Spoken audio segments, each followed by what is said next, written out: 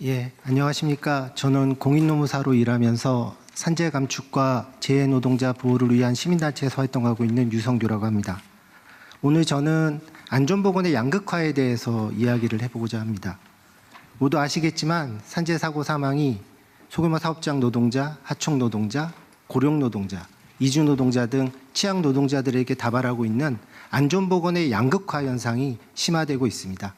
작년에 우리 고용노동부가 발표한 산재 통계는 이러한 안전보건의 양극화를 해소하지 못하면 효과적인 산재 감축으로 나아갈 수 없다는 사실을 명백하게 보여줬습니다. 정부의 다양한 노력에도 불구하고 안전보건의 양극화가 지속되는 이유는 대부분의 취약 노동자들이 일하고 있는 소규모 영세사업장은 정부의 제재와 감독이 아무리 강력하더라도 스스로를 변화시킬 수 있는 능력이 부족하기 때문에 그렇습니다. 사실 현장에 나가서 사장님들을 만나보면 무엇을 어떻게 변화시켜야 될지 도대체 모르겠다는 이야기들을 많이 하십니다. 그 정도로 능력이 부족하신 거죠. 따라서 변화할 수 있는 능력을 지닌 사업장과 그렇지 못한 사업장에 대한 차별적인 산재 예방 감독 전략의 실행이 매우 중요한 시점이라고 봅니다. 능력을 지니고도 변화하지 않는 사업장에 대해서는 지금보다 더 강력한 제재를 실행하고, 능력이 없어서 능력이 부족해서 변화하기 어려운 사업장에 대해서는 지금보다 훨씬 더 강력한 지원과 지도 감독을 실행해야 된다고 봅니다. 그런데 이와 관련해서 매우 중요한 지점이 있습니다. 사업주 지원과 지도 감독을 무차별적으로 해서는 안 된다는 거죠. 어떤 지역, 어떤 사업장에 대해서 어떤 지원과 어떤 지도를 할 것인지에 대해서 정확히 타겟팅해야 됩니다. 사실 과거 우리 정부가 수많은 지원 정책과 지도 감독을 펼쳤음에도 불구하고 그 효과가 낮았던 이유는 바로 이 타겟팅을 제대로 못했기 때문이라고 판단이 듭니다. 정확한 타겟팅을 위해서는 산재 다발 지역 및 업종, 공정, 작업 유형, 인적 취약성 등에 대한 목적 지향적이고 면밀한 통계 분석이 반드시 이루어져야 됩니다. 자신이 어디에 발 딛고 서 있는지를 모르는 사람은 앞으로 어디로 나아가야 할지도 모르고 사실 나아가더라도 잘못된 방향으로 나아갈 가능성이 높습니다. 조속히 실질적으로 도움이 되는 산재 통계 수집 및 분석을 위한 인프라 구축이 반드시 마련돼야 됩니다. 덧붙여 소규모 영세사업주들의 현장의 의견을 들어보면 노동부나 안전보건공단 등이 시행하는 지원 제도를 모르거나 알고 있더라도 그 절차가 복잡하거나 신청 서류가 복잡해서 신청하지 못하는 경우들이 많다고 하십니다. 실제로 제가 현장에 나가보면 누가 사장님이고 누가 직원인지 모르는 경우들이 많습니다. 소규모 영세사업장의 경우에는요.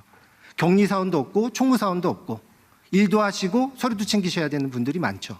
결국 지원제도를 구축할 때 진짜 도움이 필요한 이러한 소규모 영세사업주들이 배제되지 않도록 제도 접근성을 높이기 위한 방안을 반드시 함께 고민해야 된다고 생각합니다. 부처주의와 산재 감축을 위해서 노력하시는 대통령님과 장관님 그리고 모든 공무원 분들께 힘내시라는 응원의 말씀 드리면서 제 이야기 마무리하겠습니다. 감사합니다.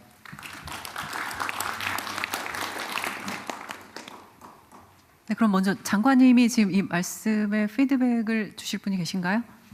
네, 노동부 장관입니다. 네, 말씀 직을 건 분 한번 얘기해 보세요.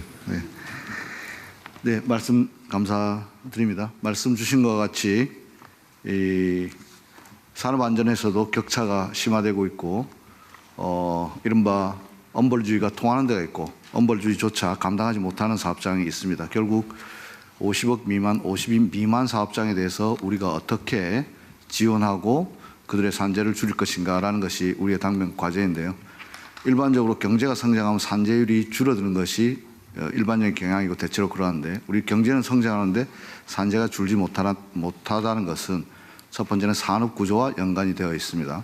작은 사업장이 너무 많습니다. 오늘 오전에도 화성시를 다녀왔는데요. 화성시에 우리나라의 중소기업이 대부분이 들어있는데 그중에 90% 이상이 소규모 사업장입니다.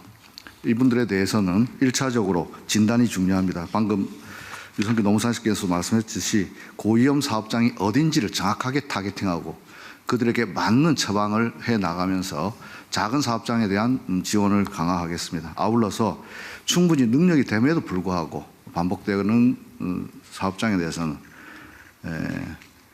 경제적 제재도 병행함으로써 그동안 맛없는 당근과 안 아픈 채찍이었다.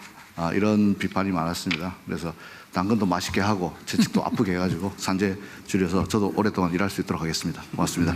이거 좀 처음 듣는 얘기인데 맛없는 당근에 안 아픈 채찍이었다. 지금 훌륭한 지적 같습니다. 오래 다니게 해주십시오. 예.